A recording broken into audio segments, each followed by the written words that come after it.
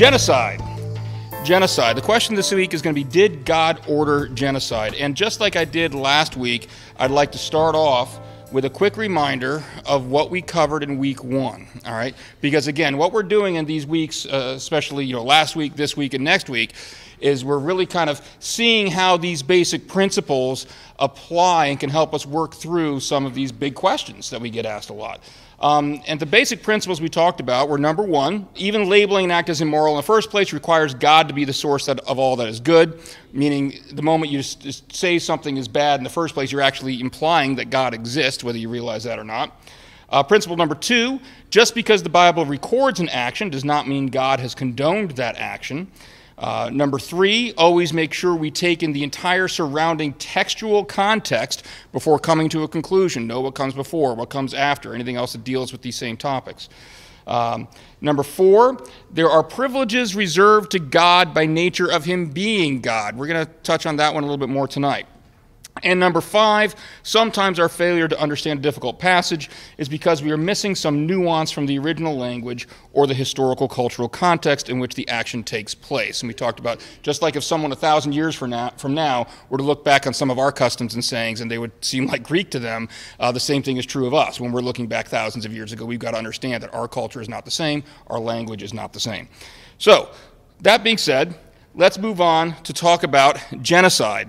And like I've done the last couple of weeks, start out with an honest quote from somebody who does not agree with our worldview, and to see what's out there, what people are thinking about this when they see these things coming up in the Bible. And this is another atheist by the name of Richard Carrier in his book Sense and Goodness Without God, and he says this. He says, the actions of the Hebrews, and this is mostly referring to in the book of Joshua and taking over the land of Canaan, can easily be compared with the American genocide of its native peoples, or even, ironically, the Nazi Holocaust. All right? He doesn't mince words. That's the feeling that's out there. Whenever time people see these passages come up that talk about exterminating a group of people, that's largely the viewpoint that the way a lot of people are reacting to this. So that's what we need to tackle square on today. Now, what we did see, we'll get to those in a minute, but what we did see in week 1, remember we talked about in that first basic principle being that if God is the source of morality, then by definition, anything He commands must be good. I mean, it has to be. You can't. If He is the standard for all that is good, then you know anything that comes from Him has to be good. That being said, you can see where even if you kind of recognize that on an intellectual level, when you come across passages, some of which we're going to look at here in a second, you're still kind of wondering, well, wait a minute, if He's the source of all that's good, how can the source of all that's good order the extermination of a whole group of people just based upon what nationality they are or something along those lines? That doesn't seem to jive with our understanding of what goodness is. So what I want to do for starters is I want to take a look at some of these troubling passages. All right, and we're going to start out, this is on page 33 of the book, if you're following along there. Like I've said before, I apologize, there's not a large print edition, so you can read out of the book, or if you want to read out of your own Bible, that's fine as well. But they're also going to be up on the screen, although I don't know if that's a whole lot better. If we can maybe get a volunteer to start things off with, to read that first passage, Genesis chapter 6, verses 11 through 13. Go ahead, thank you. Now the earth was corrupt in God's sight and was full of violence.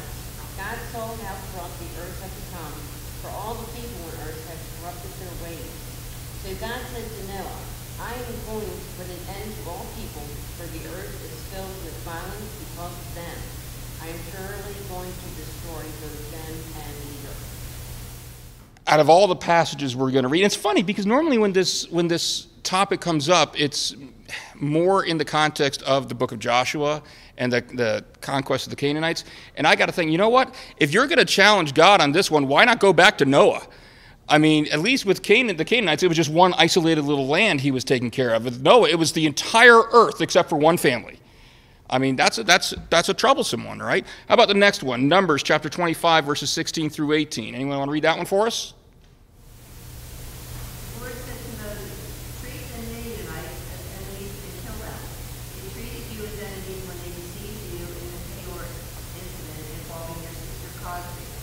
daughter of a Midianite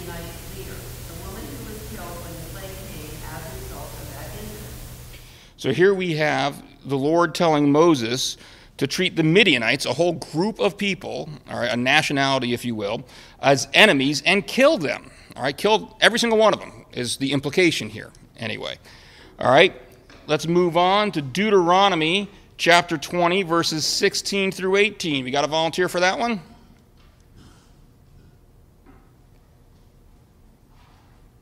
Going once. However, in the cities of the nations, the Lord your God is giving you as your inheritance. Do not leave alive anything that breathes.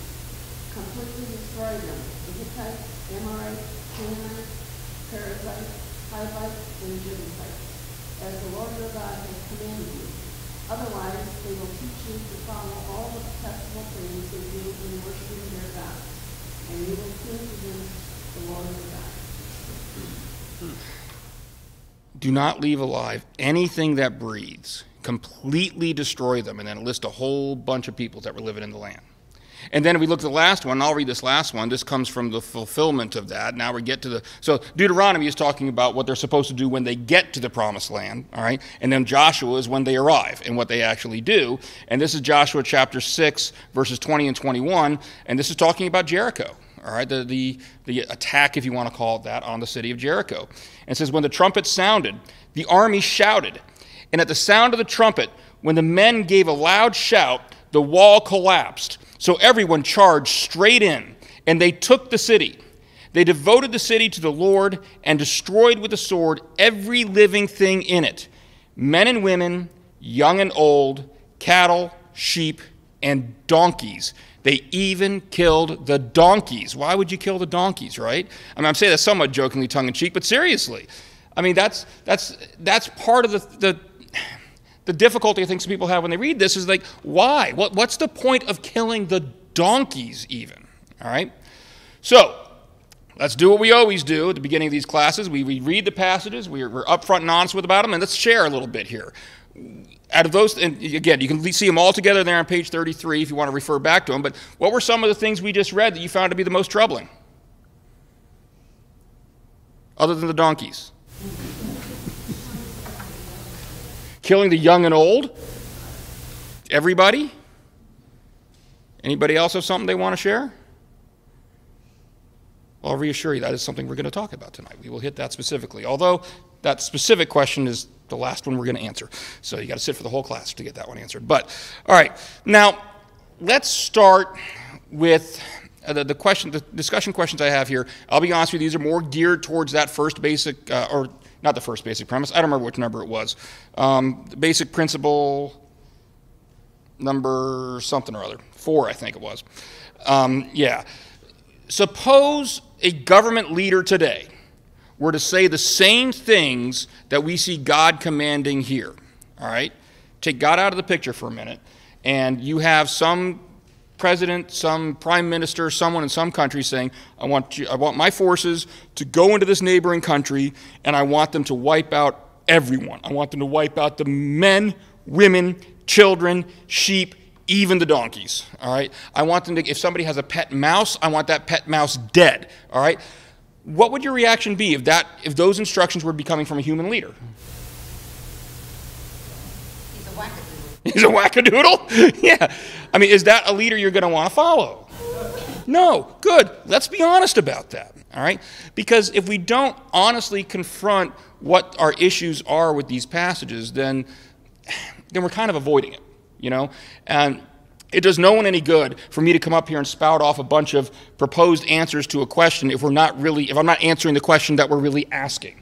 And so we need to make sure we identify what our issues are with these things. Now, the last question here that we've got here on this slide, which of the 5 principles outlined in chapter 1 do you think might give some insight into what is going on in these passages? All right. We've already hinted at that number 4 as far as there's some privileges that are reserved for God, right? And we'll talk about that in more detail in a second. But what I want to do at this point is understand there's no wrong answers to this, all right? I just want to get you all thinking along these lines. Take a look at those 5 basic principles again. If you need to flip back, matter of fact, here, I'll even put them back up on the slide so you can see them all right?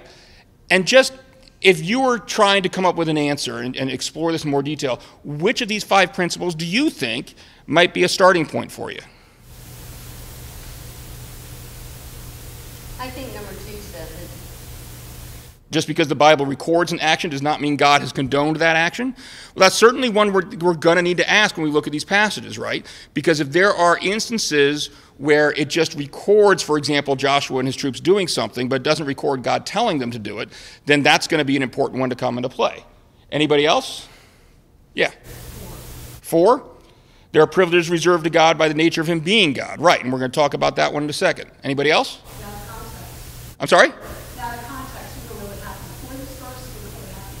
Yeah, context is going to be very, very important here. Both textual context, which is what you're hitting at. We don't know what happened in the verses before. We don't know what happened in the verses afterwards. And also, historical, cultural context. What was going on at the time? How would these have been interpreted by the people at the time, for example? All right? All of that's going to be important. So you can see there's a lot of, this is the kind of thing, the reason I gave you these basic principles. Understand that this list of basic principles, it's not like you could just look down the list and it's going to automatically give you the answer. What they're more designed to do is help direct you so you know what questions to be asking and where to be looking to find the answers. All right? All right. So let's talk about that basic principle number 4 for a minute. The basic principle 4, there are privileges reserved to God by nature of him being God. All right? And what we talked about back in week 1 is that we are not God. And the example I gave then was the example of a judge. And I said of a judge has the authority by nature of him or her being a judge to take a person and lock them up in jail, put them behind bars for a period of time as punishment for some crime that they have committed. However, a private citizen, no matter what that person may have done, right, does not have that right. You don't have the authority to do that. If you were to do it, it's considered kidnapping and you've just committed a crime yourself and wrongful imprisonment. Whereas if a judge does it by nature of them being a judge, it's a different matter. If that's true for a judge, then a human judge, then it's certainly true for the divine judge, for God. All right, that there are going to be certain privileges that God enjoys. And when we're looking at it specifically in this context, we need to ask, okay, is there anything about God that would lead us to believe that the rules might be different for him? There might be some privileges that he enjoys that we don't when it comes to life, or taking life, giving life. Well, sure there are. I mean, think about who God is. We have some list there on the screen. God is the author of life, literally created life. We are not. God has the power to restore life. Even if you forget about Jesus, let's not forget about Lazarus and other resurrections that happened throughout the Bible, okay? We do not have that power. God has the authority to determine someone's eternal destiny. We do not. All right? And so what we learn here by looking at these basic principles, that while it may be a vast overreach for any human being to pronounce judgment on a large group of people, not necessarily true for God. All right? But like we've talked about before when we're dealing with this basic principle, this is one of those things that, okay, we can see maybe that it's the right answer up here, but we still have some hunger going on here, some unanswered questions that we want satisfied in our heart. All right. So again, this is one of those examples where technically the answer to every question we ask in this chapter will be, well, if God ordered it, then by definition it's right. All right.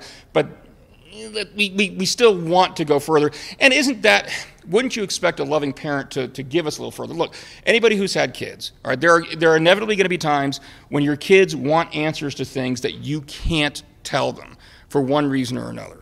All right. Now, that doesn't mean that you don't want to give them what you can, or try to give them some level of comfort, because you still genuinely feel if they're suffering in some way, shape, or form. All right. Maybe you can't share all the information. Maybe they're not capable of understanding the whole answer to the question. All right.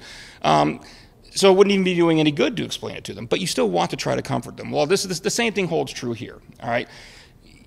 God understands that, yes, knowing that he is the author of life, knowing that he is the source of morality is technically the right answer for our intellect, but he still gives us more to try to soothe this a little bit here if we look at the total surrounding context. So the first thing we want to answer is, was it really genocide in the first place? All right? This is an important factor that applies far beyond just this one particular context. All right? Skeptics, when they raise objections to these passages, will often use what really is frankly loaded language. They will say, God committed genocide, or God is an ethnic cleanser. All right, those are some of the favorites that you hear. Well, think about it, though, for a minute. Those terms in and of themselves are smuggling in some hidden assumptions that may or may not be warranted. All right, when you hear, for example, ethnic cleanser, what does that mean? Just what, in your understanding, what does it mean to be an ethnic cleanser? Because of where they come from, right? You're getting rid of a group of people because of where they come from, because of their nationality, because of their race, because of their ethnicity. Hence the term ethnic cleanser. Genocide has a lot of the same connotations. When you're talking about what is genocide, genocide is not just killing a bunch of people, all right? Because let me give you an example to prove to you that it's not the number of people that makes an action immoral, all right? Would we all agree that if I'm at home at night with my family and I hear the front door break open, and I go down the stairs, and I find someone there with a gun coming up the stairs, going towards my family, and he raises that gun in my direction, would I be authorized in using lethal force to stop that person? Yeah. We got self-defense, we got defense of my family. So that shows you that the act of killing itself is not per se immoral. Murder is immoral, but not all killing is murder. Now let's change that example a little bit. Now I come down the stairs, and as I'm coming down the stairs, I see 5 men with guns coming up the stairs. Now, leaving aside the fact that the odds are astronomically against me at this point, would I still be justified in trying to take out all 5 of those men in order to protect myself and to protect my family? All right, then it's not a numbers game, is it? What makes an action, a killing, moral or immoral is not the number of people that you're killing, all right? It's what the surrounding circumstances are that you're doing the killing for. Genocide, as a term, generally refers to killing a large group of people because of their race, because of their nationality, because of their ethnicity. Categories that I think we would all agree do not justify killing them, all right? If I were to kill a large group of people because they're all trying to kill my family, then that's okay. That's not genocide, all right? But if I'm killing a large number of people because of one of these irrelevant factors, that becomes genocide. So the question then becomes that, well, you understand that by even using these terms, by using the terms of describing God as committing genocide or describing God as committing, being an ethnic cleanser, whoever the skeptic who uses those terms is bringing in assumptions right off the bat. They're kind of trying to slant, they're like a good politician. They're kind of trying to put their own spin on the question before you even get the chance to answer it. So when something like that happens, the first question you need to ask is that spin even justified in the first place? All right? And that's the question here. Is what God's doing in these passages really best described as genocide in the sense that we've been talking about it?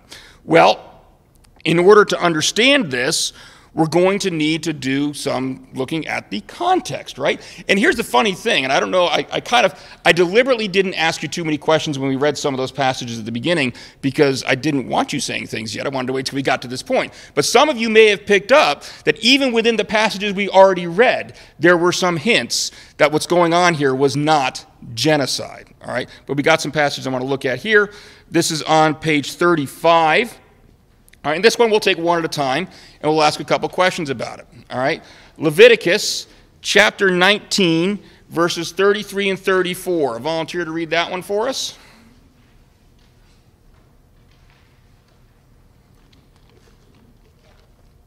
When a foreigner resides among you in your land, do not mistreat them. The foreigner residing among you must be treated as your native born. Love them as yourself, for you were foreigners in Egypt. I am the Lord your God.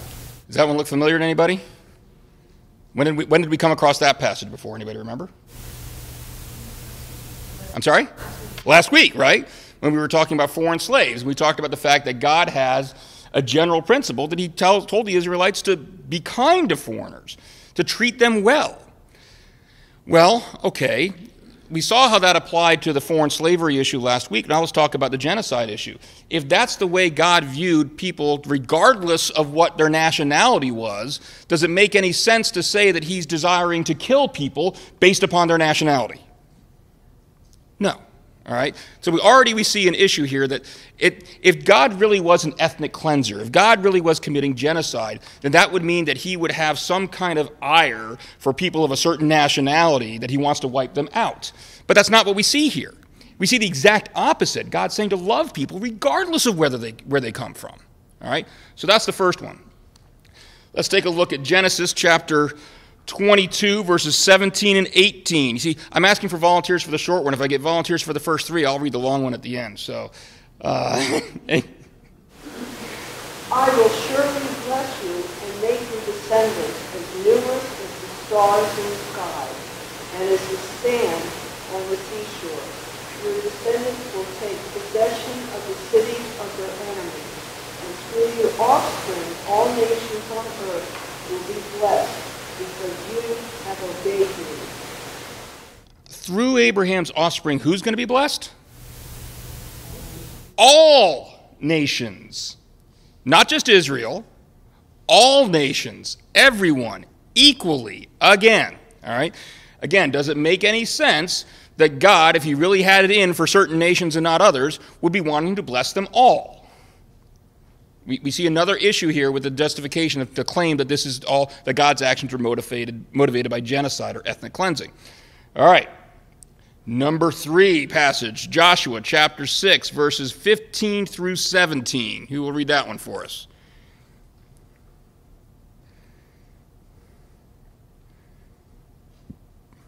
This is again referring to Jericho, if you want the context. On the 7th day, he got up at daybreak, marched around the city 7 times in the same year, except that on that day, he circled the city 7 times. The 7th time around, when the priest sounded the trumpet blast, Joshua commanded the army, "Shout, for the Lord has given me the city. The city and all that is in it are to be devoted to the Lord. Only Rahab the prostitute and all who are with her in her house shall be spared, because she hid the spies in the tent." Anybody familiar with this story? You remember who Rahab was? Where did Rahab live? What city did she live in? This is an easy one. It's what you're thinking of. It's Jericho. Okay? This was not a trick question. She lived in Jericho. And the reason I asked that is to establish she was not an Israelite. All right? She was not a Hebrew. All right? She was one of the belonging to the same nationality that they were supposedly going in to wipe out. And yet, what happens here? Is she killed? No. She's spared. And if you remember, that's because they sent spies in ahead of time and people came looking for them, and she actually hid the spies and protected them. And so she's rewarded for that by being spared. But wait a minute. I thought that we were being told by God to kill everyone. If we're being told to kill every man, woman, child, and donkey, I'm going to keep coming back to those poor donkeys, all right, then does it make any sense for Joshua to have commanded Rahab, who was still one of those people, to be spared? Again, this should tip you off there's something else going on here, isn't there? On paper, because she asked to prepare somebody else besides her. She did. And she, to some extent, she acknowledged the authority of Yahweh, by hiding his spies, when they came to scout out the city. All right. So that tends to show you that, at a minimum, if nothing else we get out of this, that someone who was in one of these cities, who belonged to one of these peoples, certainly could be welcomed into God's people, all right, if they accepted the authority of God. And it says the city and all that are in it are to be devoted to the Lord. Well, devoted to the Lord is a term that can sometimes and often, we think of it in our context as like, I'm devoted to God, Lots of times there's a concept of being devoted by destruction, where something would be like a burnt offering, for example. There would be something that was being devoted to God, dedicated to God, but it was being burnt up in the process. So that, in this particular context, devoted to the Lord probably means destroyed. But still, you still have a dichotomy there, because you have them at one point saying the city and all that are in it are to be devoted to the Lord, except Rahab. Well, wait a minute, isn't she in the city? So I guess when you say the city and all in it are supposed to be devoted to the Lord, or if you mean destruction by that, then you don't really mean all in it, because at the same time you're saying that, in the very next breath you're carving out an exception for somebody that's not going to be destroyed. So that tells us something else. I promised I would read this last one. This is from the book of Ruth. For those of you, a very quick background, if you're not familiar with this book, it's a very short book. I strongly recommend reading it. It's a great one out of It's one of my favorite of the short books of the Bible. Esther would be probably my favorite. If nobody's ever read the book of Esther, read that book. It's fantastic. There was a movie made out of it a few years back, One Night with the King, which, as far as movies go, was reasonably accurate as far as sticking to the biblical story. I mean, they took some liberties, but reasonably accurate, and it was really, really good as well. So if you're not one for reading, you should be, but, there is a book version or a movie version. They made it into a movie. But anyway, specifically in the book of Ruth, what you've got is Naomi, who was married to a Jewish man. Jewish man, they have kids. They have kids. They get married. The kids get married to these other women in a foreign land. All right, and then men die off. All right, and so now you've got Naomi and Ruth, who's one of the daughters-in-law. All right, coming back to Israel. All right, and Israel had regulations about to protect women, and we'll see more about this next week, actually, from becoming destitute. It had some provisions where that other family members were supposed to take care of. We're actually supposed to marry them if they were a widow under certain circumstances. And what we have going on here specifically is there was one more closely related family member who should have married Ruth who didn't, and actually that's a specific passage we will look at next week. And so then we have this gentleman by the name of Boaz who steps up to the plate and takes care of her. So here's the detailed passage. This is from Ruth chapter 1, verse 22, and then skips ahead to chapter 4, verses 9 through 12. It says, So Naomi returned from Moab, accompanied by Ruth the Moabite, her daughter-in-law, arriving in Bethlehem as the barley harvest was beginning. Then Boaz announced to the elders and all the people, Today you are witnesses that I have bought from Naomi all the property of Elimelech, Kilion, and Mahlon. I have also acquired Ruth the Moabite, Mahlon's widow, as my wife, in order to maintain the name of the dead with his property, so that his name will not disappear from among his family or from his hometown. Today you are witnesses. Then the elders and all the people at the gate said, We are witnesses. May the Lord make the woman who is coming into your home like Rachel and Leah, who together built up the family of Israel. May you have standing in Ephrathah and be famous in Bethlehem. Through the offspring the Lord gives you by this young woman, may your family be like that of Perez, whom Tamar bore to Judah. So all these people, they sound like they're wishing good things upon Ruth or bad things upon Ruth? Good things, right? But was Ruth a Hebrew? Was she an Israelite? No. She was from Moab. She was a foreigner. And here they are, opening arms, welcoming her into the covenant, welcoming her into the people. All right? Again, we're not seeing a lot of racism here as far as, or nationalism or anything like that. We're seeing welcoming of foreigners, regardless. If they accept God, come on in. All right? Interesting little trivia point. Anybody know who was descended from Boaz and Ruth? I'm sorry? Jesus. And I didn't hear that. David, and Jesus was, both. David was their great-grandson, I want to say, King David. Grandson or great-grandson, somewhere in there. And then, of course, eventually, Jesus Christ himself was descended from them. So this Moabite, who was a foreigner, who was accepted into the people of Israel, actually is the great-great-great-great, however much, grandmother of Jesus himself. All right? Pretty impressive, huh? All right. So, all of these passages together tend to show us that whatever's going on, God clearly did not hate certain races. He did not hate certain ethnicities, did not wish people to be eliminated on the basis of their ethnicity. So if that's not what's justifying, what's behind God's motivation for these orders, these commands, then what is? All right? And to some extent, we've seen some of that already, all right, even in some of the passages we've already looked at. And this gets back to basic principle number 3, all right?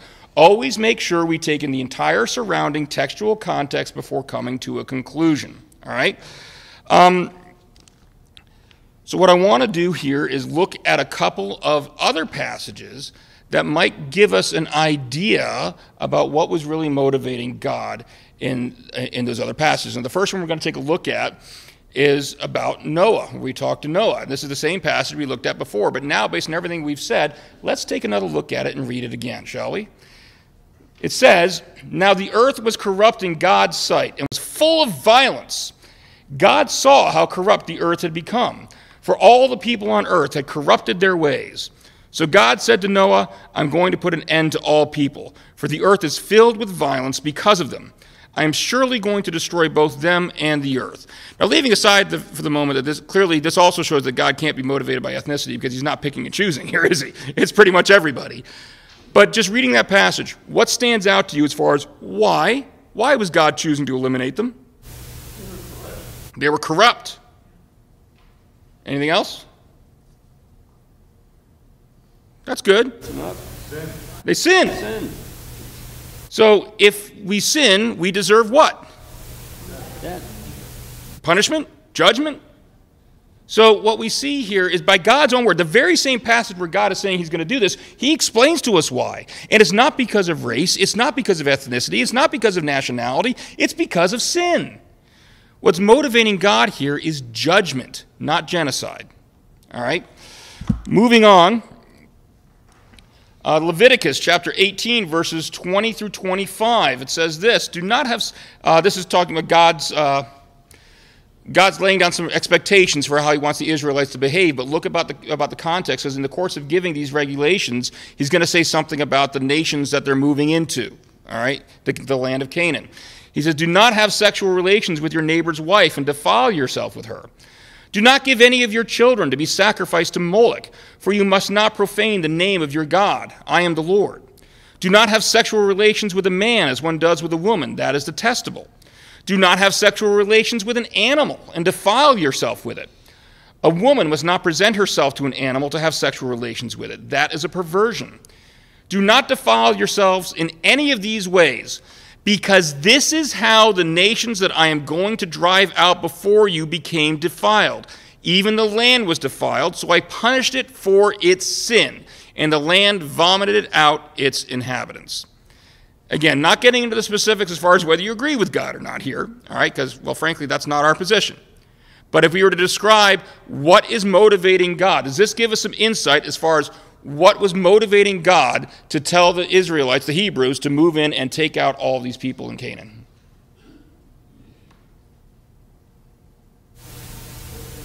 I'm sorry? It's sin. It's the same motivation, isn't it? Again, we see that what was motivating God was not genocide.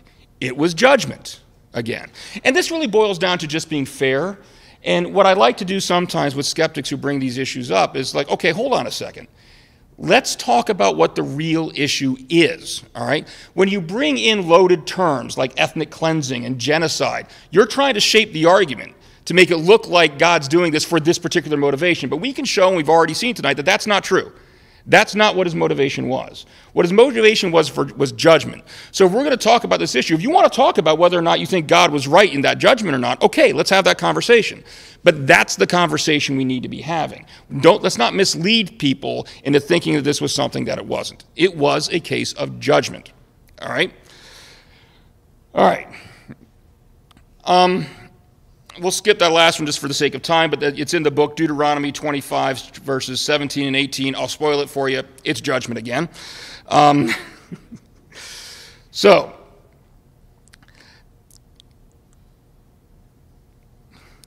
one thing we need, one key question, this actually came up recently when I was, I can't remember if it was in one of the posts where I was asking for people to give me ideas about what they wanted to see in this class, or if it was just in something else entirely. But one question that was asked of me was, well, wait a minute. We kind of did all that already. We're saying that God was punishing people because they were sinful, all right? And yet, who did God give his law to? He gave his law to the Hebrews, right? They got the 10 Commandments, they got all of that. The Canaanites didn't get that. The Jebusites, Hittites, there's nothing in the Bible that says they were told what the 10 Commandments were. So was it fair of God to punish those people when they didn't know they were sinning? That's a pretty good question, isn't it? Anybody else want to come up here and answer it? No volunteers? Dang, I was hoping somebody would say yes to that. No. All right. The question itself is just like the genocide question. All right? It's smuggling in hidden assumptions. Never feel like you have to answer a question necessarily on the terms it's presented to you. And one of the big ways to make sure, uncover hidden assumptions is to ask questions. You might ask somebody, well, what do you mean by that, for example? Could you explain that to me in more detail to make sure you understand it? The hidden assumption here is, it says point blank, well, how could God punish them for something they didn't know? Well, it's assuming they didn't know. And you see, what it does is, we can certainly say, and we can certainly concede, that the Bible talks about the law being given to the Hebrews. Well, first of all, does that necessarily mean that God did not communicate in some other way to the other people? It doesn't mean that. We don't know that. The Bible isn't the story of the Jebusites, all right? It's the story of, well, frankly, it's the story of Jesus, and Jesus was descended through the Hebrews, all right? And so that's who the story's about. It doesn't tell us every single thing that ever happened throughout history. So one thing we need to be careful about is to not assume that just because something's not in the Bible, that it didn't happen. I mean, there are lots of things that have happened through the course of history that aren't in the Bible. I hate to break it to you, no matter how important you think you are, what you're doing right now in this class, not in the Bible. It's not written there, all right? So there are lots of things that happen. I mean, I guarantee you what Jesus had for lunch on his 12th birthday is not in the Bible, but that doesn't mean he didn't eat lunch on his 12th birthday, all right? So we need to be careful not to allow those hidden assumptions to come in. It is certainly possible that God did communicate in some way, shape, or form that just wasn't revealed to us, to these people.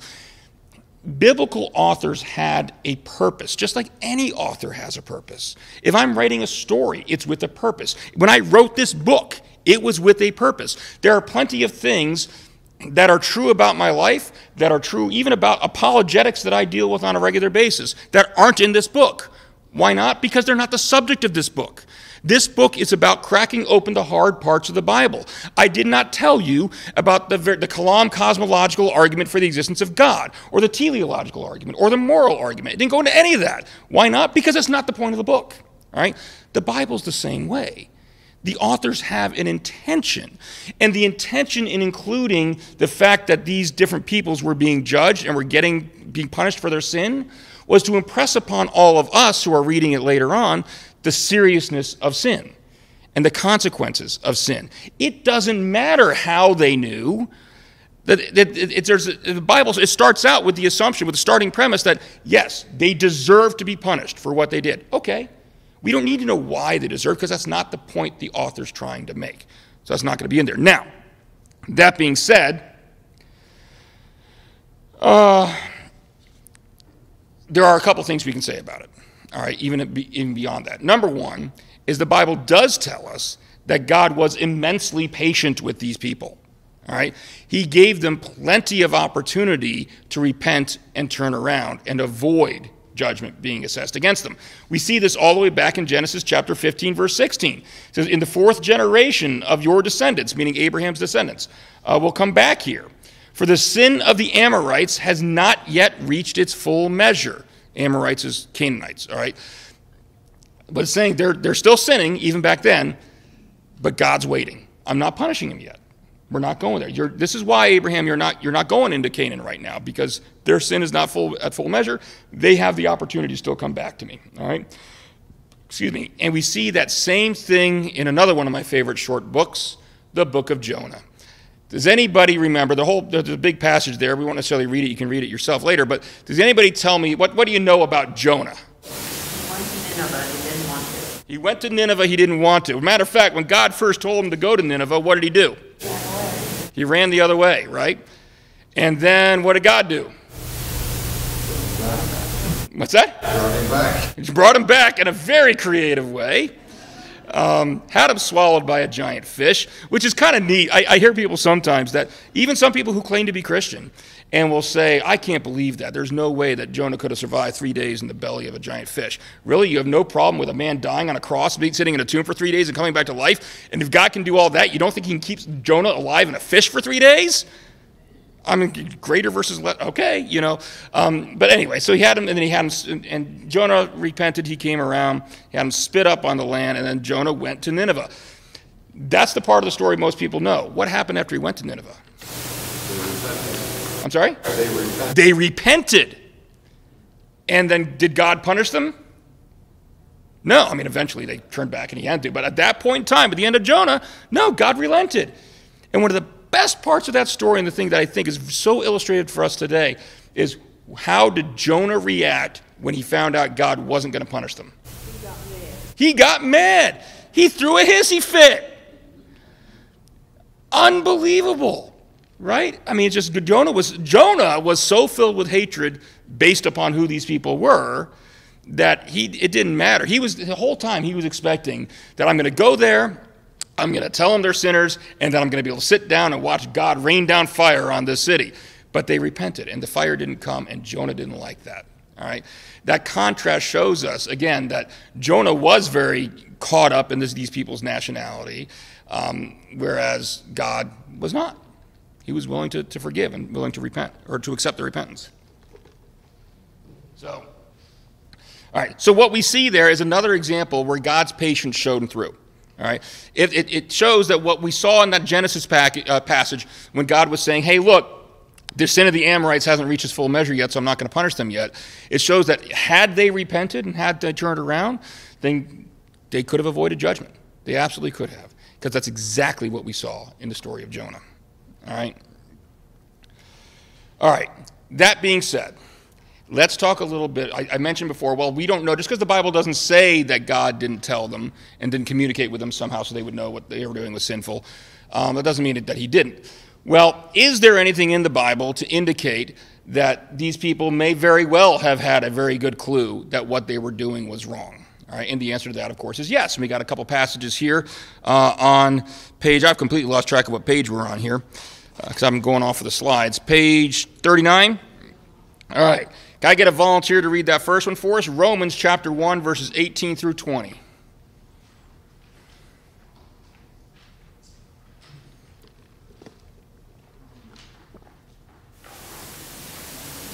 The wrath of God is being revealed from heaven against all the godlessness and wickedness of people, who suppress the truth by their wickedness. Because what may be known about God is plain to them, because God has made it plain to them. For since the creation of the world, God's invisible qualities, his eternal power and divine nature, have been clearly seen, being understood from what has been made, so that people are without excuse. All right. I actually had a very interesting discussion with someone online about this passage just this past week, which I'll share with you in a second. But what does that tell us in there about how we can know something, about one way anyway, that we can know something about God?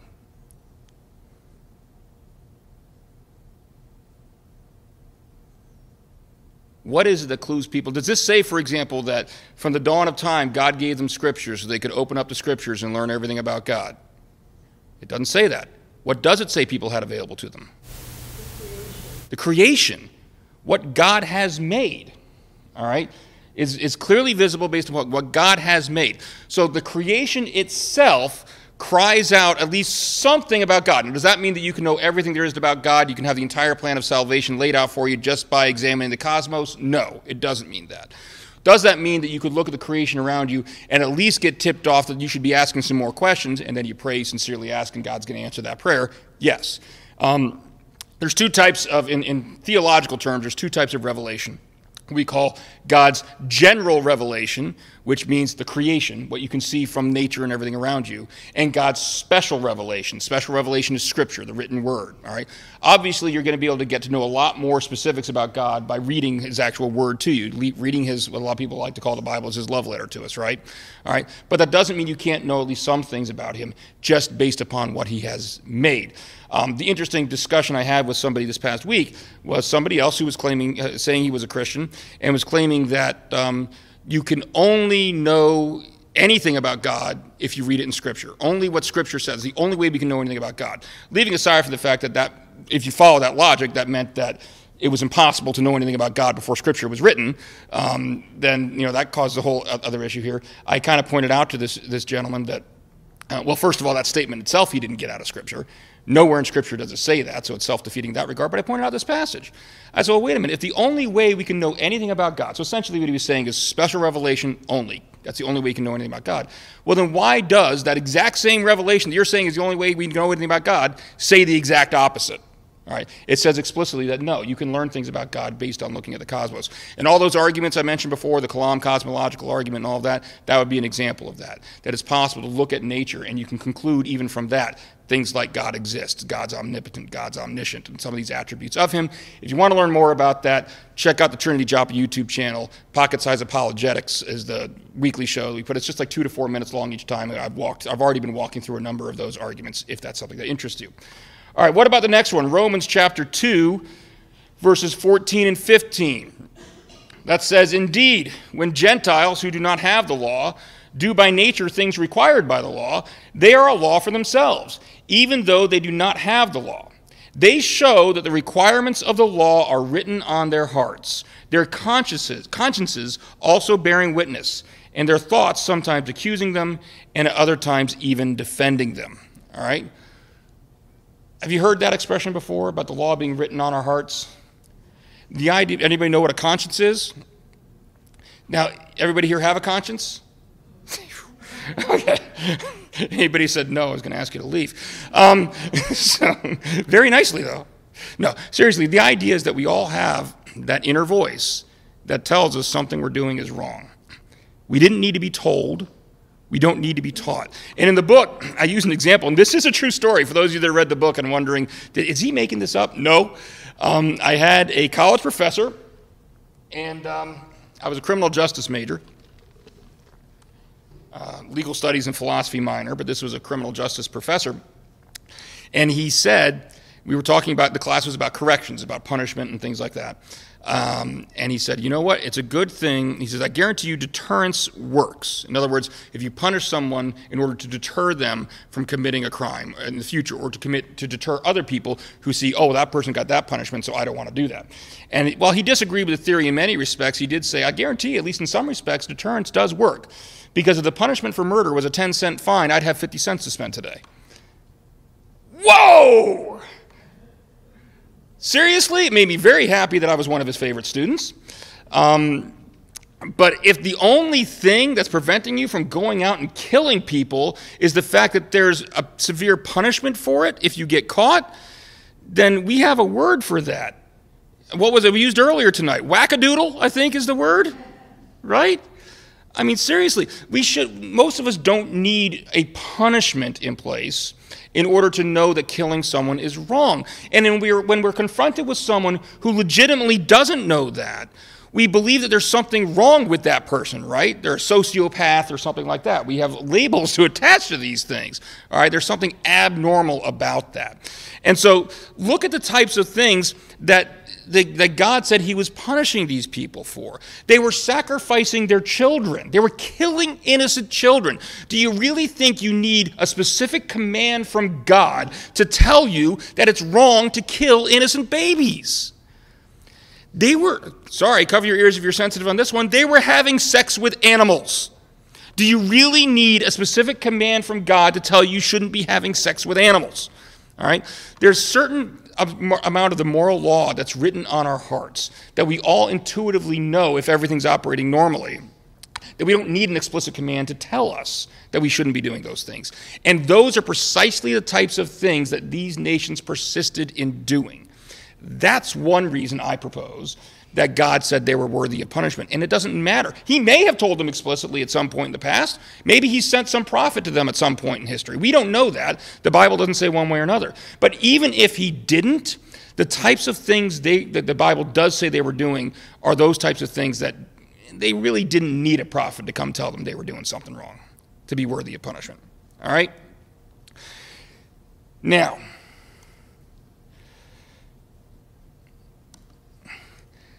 a quick little side note that's on page 40 of the book that I like to make sure we keep in mind when we're talking about this issue, and that's what the stakes were. All right? When we're talking about, again, we're talking about it here specifically about God telling the Israelites to go in and wipe out the Canaanites, to get the Canaanites completely out of that land that he was giving to them. All right? Even the creation, when God's doing this, he's creating this nation of Israel. We talked about this, I think, either last week or the week before, that he's giving laws to the people that are to govern the way they're going to operate as their own nation, as their own country. All right, so he's setting up a whole country. But why is he setting up that whole that country? What's the purpose behind God setting up and establishing the nation of Israel? Anybody know? Is it just because he wants to have his own nation worshiping him? What's going to happen? Jesus, right? The entire Bible, from Genesis through Revelation, is the story of Jesus. It is one continuous story with one big story arc that you can follow along. All right? Take a look at this passage, Jeremiah chapter 31 through 32. It says, "The days are coming, declares the Lord, when I will make a new covenant with the people of Israel and with the people of Judah. It will not be like the covenant I made with their ancestors when I took them by the hand to lead them out of Egypt. Because they broke my covenant, though I was a husband to them, declares the Lord." So even in the Old Testament times, God is declaring that he's going to make a new covenant with these people. It's coming, all right? Now, we talked about this, I think it was last week, I can't remember. I think it was is it your son that was last time? I think he might have been the one that asked me the question, if I remember correctly. And he asked me about, it was something about, well, I don't remember exactly what the question was, but I remember what the answer was. And the answer was this. We kind of jumped ahead to this a little bit, where we said that what would have happened if God had not first set up the nation of Israel and their sacrificial laws and things like that before sending Jesus?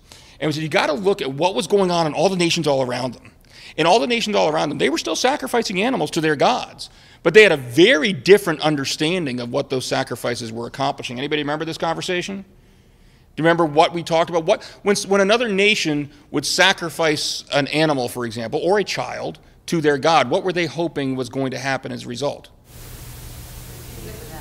It would benefit them, right? Yes, so they would get something out of it, whether it be a plentiful harvest or more sunshine or more rain or whatever it may be. It was almost a quid pro quo type transaction. That's what was all around the nation of Israel. That's what was going on with all these Canaanites prior to God sending in Israel to wipe them out. So, let me ask you this. If God says, you know what, just go on in and intermingle with them. All right, let them all stay there, and you just take up residence and live amongst the Canaanites. What do you think is going to happen? They're going to be debauched. Yeah, I like that word. Yeah, exactly. Anybody have a kid that they've sent off to college and worried sick about what's going to happen when they go out there to college and they're out on their own for the first time? If you've ever had that experience, and my daughter's a rising senior, so I'm about to, then you kind of get a little bit of a sense for what God's thinking at this point in time, all right? He's trying to create this pristine jewel of a nation in amongst a lot of, debauched people. I like that word. We're going to keep using that. So if they intermingle and they're going to be allowed to continue to influence, and that's going to influence the way the Israelites are interpreting things and the way they're worshiping. And I got news for you. If there's no nation of Israel, then there's no understanding of the sacrificial system, and there's no Messiah, there's no Jesus, and there's no acceptance of what his sacrifice really means for us. If there's no acceptance of what Jesus' sacrifice really means for us, what's that mean for all of us here today? We're doomed. We're all still stuck in our own sins, right?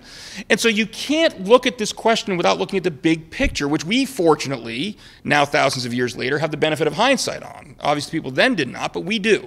We can see why it was important to try to keep the Israelites as much as possible from being influenced by these other surrounding nations, all right? It had literally eternal ramifications. Now, anybody know history?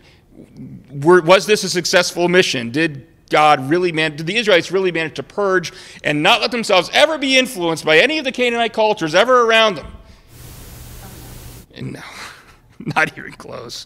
The rest of the Old Testament is a recurring theme of them straying and God calling them back. But why did God keep calling them back? Because he needed them to have this understanding so that he could bring the Messiah in due time. All right? They weren't very good about that. So we got to keep that in mind, all right, considering what the stakes are.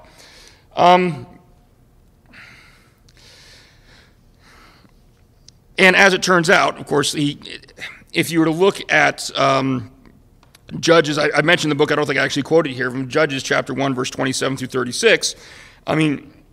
God did not actually did not completely wipe even the Canaanites out. It wasn't just a matter of getting the Canaanites completely removed from the land and then continually being influenced by the people around you. They didn't even get everybody out of the land, all right? But I want to talk about this one thing. We talked about this, I think, briefly in week 1, where I said if you ever want to, strum on the heartstrings and gain sympathy for your cause and against God, all you got to do is bring up the little kids, right? And say, what about the children? All right, and this is what I promised you we were going to get to earlier on, all right? We've got these passages. Joshua 6:21 is a classic example. They devoted the city to the Lord and destroyed with the sword every living thing in it, men and women, young and old, cattle, sheep, and thank you, or donkeys, yeah, and donkeys. That's a classic one. Everything, young and old. 1 Samuel 15:3. Now go, attack the Amalekites, and to totally destroy all that belongs to them. Do not spare them. Put to death men and women, children and infants, cattle and sheep, camels, and Donkeys. these poor donkeys. Doesn't matter which passage you read, the donkeys are doomed, right? No, but seriously, we're talking about the children. You've got these passages that don't just talk about, kill the other soldiers that are attacking you. They talk about killing everyone, men, women, children, donkeys, all the livestock, all right? So how do we deal with that? Is this the same God who we saw back in chapter 1, week 1, that we said was opposed to child sacrifice? It seems kind of odd that he'd be so opposed to child sacrifice and yet telling people to go out and kill the children of all of these nations. Well, a lot of scholars analyze this by falling back on basic principle number 4 that we talked about at the beginning of the class and saying there are privileges reserved to God by nature of him being God. And there certainly is some truth to that, right? And we talked about that at the beginning. There's going to be some truth to that. The problem I have with using that in this context is, where do we stop? I mean, where does it end? At some point, we're talking about killing innocent children here, all right? Is it really satisfying just to brush that off and saying, well, he's God, so I guess it's okay? I mean, again, are you going to convince any skeptics of anything if that's the answer you're giving? No. I mean, it may be true, and there certainly is some truth, but it doesn't satisfy the heart, and I don't think that's really the answer, the only answer we want to be armed with when we're going out and we're talking about this. Well, fortunately, it's not the only answer we have to talk about this. The other answer comes from basic principle number 5. Sometimes our failure to understand a difficult passage is because we're missing some nuance from the original language or the historical, cultural context in which the action takes place. All right. We're on page 43 if anybody's following along here. All right, and we want to talk about hyperbole. Any English teachers in the room? Not a one, really? No wonder my grammar hasn't been corrected throughout this class. Anybody know what a hyperbole is? Exaggeration. An exaggeration, right?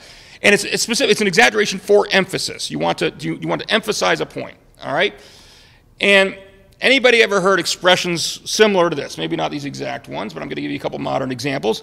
Everyone's heard of Harrison Ford. Everybody here know who Harrison Ford is? There you go. You proved my point, right? How about, I'm talking to a bunch of Ravens fans here, I know. The Cowboys, I did not put the Ravens on the example. You notice that? But I'm a Dallas Cowboys fan, sorry. The Cowboys blew the Rams out of the water in that game last night. All right. Take a look at those. Are those statements meant to be taken literally? I mean, do you think that the person who says everyone who's heard of Harrison Ford literally means there's not a single person on the face of the earth, even that newborn infant who was born in the time it's taken me to say this sentence, knows who Harrison Ford is? I mean, don't get me wrong, they should. He's one of my favorite actors, but they don't. And so it's our mission to tell people about Harrison Ford. I'm not getting many takers there, huh? No Indiana Jones fans? Come on. All right. Anyway, but no, it's not. It's an exaggeration for emphasis, an exaggeration in order to emphasize the point of just how popular and how well-known Harrison Ford is. All right. The Cowboys blew the Rams out of the water in that game last night. Was there any water on the football field? Sometimes we've seen some real bad games where it's really downpouring, but that's not. We're not literally talking about something floating on water and an explosion coming and then being blown out of it. We're just using this hyperbole to show that just how much of I can't even use the word slaughter, because that's also kind of hyperbole, how big of a score differential there was in the game, how one-sided the game was, right? So we use hyperbole even today. We seem to understand that. Well, would you believe, I know this is going to come as a shocker, but we did not invent hyperbole. It's been being used for thousands of years. And as a matter of fact, at the same time as these biblical passages we're reading were being written, guess what was very popular, not just in Israel, but in all the surrounding nations at the time? Come on, you can guess this one. Come on, go ahead, say it louder, Tom. There you go, hyperbole. And specifically, hyperbole to describe military conquests. All right, very common. All right, here's a couple of examples. They're on page 44 in more detail of the book, and to give credit where credit is due, these are some of the examples that were listed by Paul Copan in his book, Is God a Moral Monster? I think I referenced that in week 1. I'll reference it again here. It's a really great reference. It deals with the Old Testament, not the New Testament, and we're going to talk about some New Testament stuff in this class as well. But it's some really good examples, and these are from him. The first one is from Egypt's Tutmosis III. This is writing in the late 15th century. And he claimed the numerous army of Mitanni was overthrown within the hour, annihilated totally, like those now not existent. If we were to read that statement and take it literally, was there any member of the Mitanni army left at all whatsoever after that battle? None, not a one. Do you think that was true? No, it wasn't true. The Mitanni army still continued to exist. They were still around even into the 14th century. All right? So, again, we see an example where this is hyperbole that's being used to describe the hugeness, so to speak, of the military conquest, the largeness. I'm not using bad words here. See, this is how I know there's no English teachers in here. You'd be jumping down my throat right now with these words I'm using. How big the military victory was. Another example here. This is from the Merneptah Stele. I think I'm pronouncing that right, Stele. It's an inscription from the Egyptian pharaoh Merneptah. That dates to the late 13th century BC, and what was very common at the time, this is basically pictured like a big tall stone, all right, where there's inscriptions written on all the sides. And what it is these kings, or probably more likely scribes on their behalf, would write down their histories, especially their military battles on these. And so when archaeologists find these big pieces of stone that are still preserved after all these years, we get a glimpse into history and what happened. Well, what he said on this thing, it describes a military victory over this nation that might sound familiar to you. It's called Israel. And it makes the bold claim in the 13th century BC, Israel is wasted. His seed is not. Seed meaning descendants. No descendants, nobody left. All right? Anybody know anything about Israel's history? 13th century BC. Did Israel to continue to exist after the 13th century BC? Sure did. As a matter of fact, that's even before, that's around during the period of the Judges, all right? That's before Israel even had its first king, is what it's describing. All right, so we've still got Saul and David and Solomon, all of that after this writing inscription is claiming that Israel was completely wiped out. No, they weren't, but it was a pretty big military victory over them. All right, and the last one I've got listed here is King Mesha of Moab, writing about 840 to 830 BC. Now, this time, for those of you that, again, aren't familiar with Israelite history, it started out as a unified nation, then at one point it actually split into a northern kingdom and a southern kingdom. The northern kingdom continued to be called Israel. The southern kingdom was called Judah. This particular writing is after that split. So now that's referring to Israel, it's referring just to the northern kingdom. All right, by this time the southern kingdom was still called Judah. But he writes that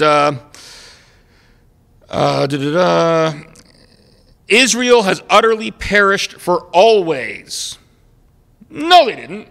No, they didn't. Matter of fact, Israel continued to be around until they were actually conquered by the Assyrians in 722 BC. All right. So what we see here is that all of these leaders wanted to describe just how awesome their military victories were. And the way they did that was by saying that everyone knows who Harrison Ford is. People, throw me a bone. We got 15 minutes left, all right? I'm trying. All right. So if they want to show just how decisive victory was, they would use hyperbole. That was a very common practice at the time. And guess what?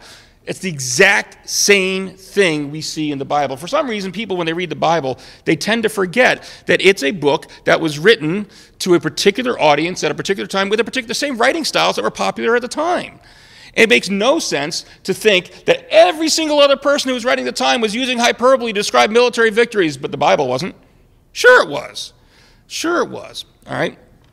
And as a matter of fact, if you still don't believe me, we can see evidence for this from Joshua itself, the book of Joshua itself. We're on page 45 here. All right? Joshua 6:21, we kind of looked at this and we said, they devoted the city to the Lord and destroyed with the sword every living thing in it, men and women, young and old, cattle, sheep, and donkeys. All right? This is hyperbole. This is basically a hyperbole, meaning they destroyed everything inside. All right? It doesn't specifically mean there were women, young, old, cattle, sheep, or even donkeys. There may have been, there may not have been. It doesn't matter. That's not the point. It's a hyperbolic statement to describe how the intensity, the severity, how decisive the victory, the military victory was. And if you still don't believe me, guess what? Same book where Joshua, same author, just said they destroyed everything under the sun. If you get to chapter 23, let's take a look at what he says. He says, a long time afterward, when the Lord had given rest to Israel from all their enemies all around, and Joshua was old and well advanced in years. Pause right there for a second. After the conquest. This sets the stage for us, right? So now we're talking about they've moved in, says God's given them rest. All right, so all these battles are over at this point. Joshua's an old man. All right, then it goes on. Joshua summoned all Israel, their elders and heads, their judges and officers, and said to them, I am now old and well advanced in years, and you have seen all that the Lord your God has done to all these nations for your sake. For it is the Lord your God who has fought for you. But if you turn away and ally yourselves with the survivors of these nations that remain among you, let me say that again, with the survivors of these nations that remain among you, and if you intermarry with them and associate with them, then you may be sure that the Lord your God will no longer drive out these nations before you. Instead, they will become snares and traps for you, whips on your backs and thorns in your eyes, until you perish from this good land which the Lord your God has given you. Did Joshua literally think that they had wiped out every single man, woman, child, donkey from the entire Canaanite region? Obviously he didn't. You have the words from the exact same author acknowledging that there were in fact still people there from the Canaanites living not just around but among the Israelites, all right, at that time. So quite clearly, even Joshua did not believe that he was speaking literally when he was using these hyperbolic phrases, all right? It's hyperbole. All these things, and it's another one of the things we've talked about this a number of times in this class, and I'm going to keep coming back to it. We tend to bring our 21st century assumptions into our reading of the Bible. The Bible wasn't written in the 21st century, all right? You've got to read it in the context in which it was written. And so look to see how people were writing, what kind of literary devices they were using at the time, and we see, oh, gee, that literary device of hyperbole that's being used very commonly to describe military battles. And oh, what are these issues that I'm having here in the Bible? Oh, they're descriptions of military battles? Gee, I wonder if there's a connection. Of course there is. What would be most surprising is if we didn't find hyperbole in the Bible when describing military battles. That would probably cause question to wonder if it was really written when it claims to have been written. But the fact that it does have these same types of descriptions, the same use of hyperbole, actually provides not only an answer to us for why these phrases would be in there that are not meant to be taken literally, but also provides evidence that it really was written when it claims to have been written, because the writing style matches up with the other writing styles of that time. All right. One last note, and that is on page 46. It's kind of an interesting thing. This is something that I hadn't actually heard of until a seminary class I took on this, and that's many scholars actually, and this is not by no means universal. I don't want to make it sound like it is, all right? But many scholars believe that the specific cities, when the Bible references cities, it's not actually talking about what we would think of today in the 21st century as cities. You know, these cities, like Jericho, for example, according to these scholars, was not some major metropolis with families living inside and all of that. It was a military garrison. And one of the things I've seen some people cite is, think about it. In one single day, how many times did the Israelites walk around Jericho? 7. 7 times in a single day. If this was some major metropolitan city, man, I hope they had comfortable sneakers. All right? That's a long way to go. But if it's a smaller military garrison, oh, that makes sense. All right? And the idea being that you would have these military garrisons, which basically, so the only people that are in there are essentially combatants, all right? And then the civilians actually live in small villages around the periphery, around the outside, all right? So that's one view that's out there. I just throw it out there. Like I said, by no means is that universal, but it's another possibility that could also shed some light on this, is that, of course, there wouldn't have been women and children and everything inside. It's supported, again, by the hyperbole, because if these were really military garrisons, then we wouldn't have children inside. Fortunately, you might still have donkeys. The donkey still might have died. So, all right. So what we learn here in conclusion, all right, context matters. All right. I like to, again, at the end of these classes, I like to kind of sum up everything we've talked about. All right, so we can kind of see the big picture. Again, lots of times when you kind of go through the minutia item by item by item, you lose sense of the big picture. All right. What did we learn when we were talking about, did God order genocide? That's the question we've asked. Number one, we did talk about that there are privileges reserved to God that we do not enjoy. All right. So it is, even if God did order genocide, all right, then at least intellectually that answer may be, well, that's his right and it's not ours. All right. However, that's not where we had to end. We then went on to talk about how the fact that people who use terms like genocide and ethnic cleansing are improperly stacking the deck. They're bringing assumptions into it that we are perfectly legitimately entitled to challenge whether those assumptions are warranted or not. In this case, said, no, they're not. They're not. Number three, we've looked at what God actually said his reasoning was for these commands. And what God himself said his reasoning was to enact judgment, not genocide. All right? And then we actually looked in more detail at that, and we talked about the fact that, well, how could God know? How did these people know? We saw there were actually reasons to know. It's entirely possible that God, for all we know, might have sent a prophet to tell them this was sin, don't do it. Or even just because the Bible didn't say that doesn't mean it didn't happen. Or even aside from that, we did see that there are certain things that we all know are wrong. We don't need to be told that they're wrong, and that's the type of thing these people were doing. Number four, we talked about the pervasive use of hyperbole. If you look at the surrounding nations, you see that this exact same type of language that we see in the Bible, other military leaders were using as well. It was not meant to be taken literally. It was simply meant to state that they had a very decisive military victory. And last but not least, we talked about the fact that it's entirely possible these cities that were being described as being destroyed were not really cities at all. They were actually just military garrisons, since that's actually the only target. Another thing I don't think I put in the book, does anybody know, in the entire conquest of Canaan, how many cities, this is your Bible trivia for the night, how many cities does the Bible actually say were destroyed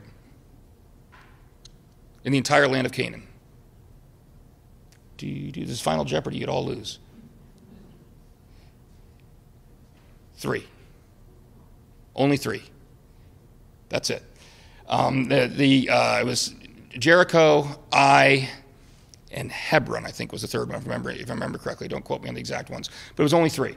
A lot of people have this impression. As a matter of fact, a lot of archaeologists who are challenging the authenticity of the Bible and the dating of the Bible as far as when these books were written are looking at some of the structures, and they're finding a period of time where there's widespread destruction throughout Canaan.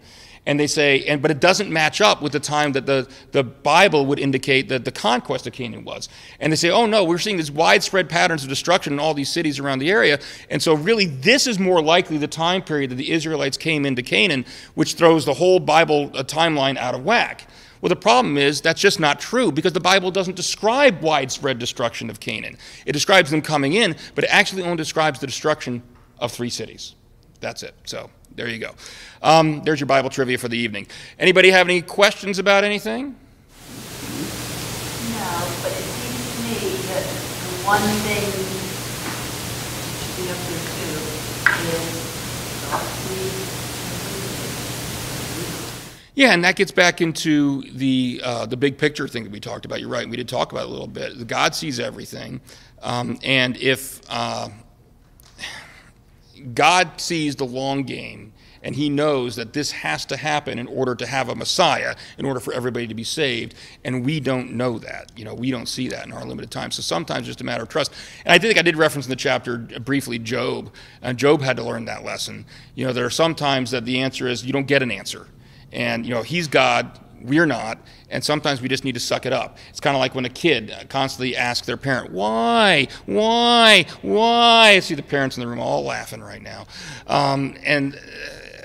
Okay, is there anybody here who's been a parent to a young child who can honestly say they've never uttered the phrase, "because I said so"? I didn't think so. Okay, I've done it. All right, and sometimes it's like you just can't know the answer. All right, this is the answer. You got to just trust me, and it's because God has that eternal perspective that we don't have. So, anybody else? Yeah. Let's go back to Noah. Okay. Now, how much of an exaggeration was it? There were very specific measurements of how big this ark was supposed to be. Mm-hmm. Did that actually happen? Did they learn something that big? What was wiped out in front of it? Is that how we don't have uniforms? My daughter wishes we still did. For those who didn't hear, the question is about Noah's Ark, and it gets some very specific. The Bible gives some very specific dimensions as far as how it was supposed to be built. Was something that big really built, and who was wiped out as a result of it? Generally speaking, first of all, there is a difference of opinion within the Christian church as far as how widespread the flood was. All right, was it really a worldwide flood that covered the entire globe? Or, again, getting back into the linguistic usage of the time, it was quite common to refer to, when you refer to the world or the whole world, you were referring to the known world, all right, that particular region. So the school that says it was a local flood would interpret it as meaning the local or the known world, not necessarily the whole entire global world. I take no position for purposes of this class one way or another, but that's the differences that are out there. It could be either one. Either I think is biblically warranted. The ark itself, I'm not aware of anybody challenging, nobody within the Christian community, I should say, challenging that it is in fact a historical event and was in fact built like the dimensions say. And I think there have been some challenges over time with people trying to claim that Noah couldn't have actually built something that size, and those have been disproven. He absolutely could. What's really interesting about the ark story is, as Christians, we believe that, the Genesis account and what God's talking about there is history, okay? God's relating that he created the world and all of this. And so what we believe and we have in our scriptures, what God's revealed to us is an accurate history of how earth came about. And so initially, there were Adam and Eve, and there was one God, and everybody on earth knew there was one God. Now, obviously, over time, that got corrupted, and people, Tower of Babel, people got distributed, and we see these other religions start to emerge. And there's a strong argument within Christian circles, Christian scholarly circles, that you still see signs of what's called an original monotheism. In other words, you can trace back all the different religions of the world and see that, if you're to create kind of a family tree, they all kind of date back to an original belief in one single creator God. That's not the popular view, I will say, amongst the non-Christian scholarly community. They kind of go the opposite. They try to say that originally people believed in, you get into what's called animism and then polytheism, and it evolves into monotheism, the belief in one God. I don't think that necessarily holds up if you look at the history. But the reason I mentioned as far as the ark is because if you look at some of the belief systems of some of the other religions, it's kind of funny how a lot of religions have a flood narrative in their belief. And some people try to say, well, that just shows that Christianity or Judaism stole the flood story. Well, no, not necessarily. I would venture it shows the other way around. That if the flood really was an historical event, whether you're a Christian, whether you're a Jew, no matter what, all right, if the flood really was a historical event, then is it all that surprising that we see all these cultures all around the world having some version of this event having occurred in their histories? So I think the fact that so many cultures across the world and across time have a flood story kind of tends to indicate that something happened. Something legitimately did happen. So, anything else? Yeah, Nelson. Somewhere in there, and I can't find it now, it talked about God destroying all of the people and the earth. The earth wasn't really destroyed. Well, the earth was purified, and this gets back to what we were talking about, being dedicated and devoted to the Lord and things like that. He wiped out all life and everything on the earth so that it could begin anew. And if you think about it, or the known world, depending on whether you think it was a local or a global flood, if you think about it, if you wipe everything out, if you flood everything, well, then you're still going to need to grow new crops. You're going to need to, have new birth in that regard. And so you're right, he didn't destroy the physical earth, he blew up the planet, but he did destroy by flood waters. All you got to look is a serious flood today and look at the damage it does to the surrounding area. I think that's what's intended there. So, Anyone else? All right. Next week, we're going to talk about gender equality. That's going to be a fun one. See you then. Thank you, everybody.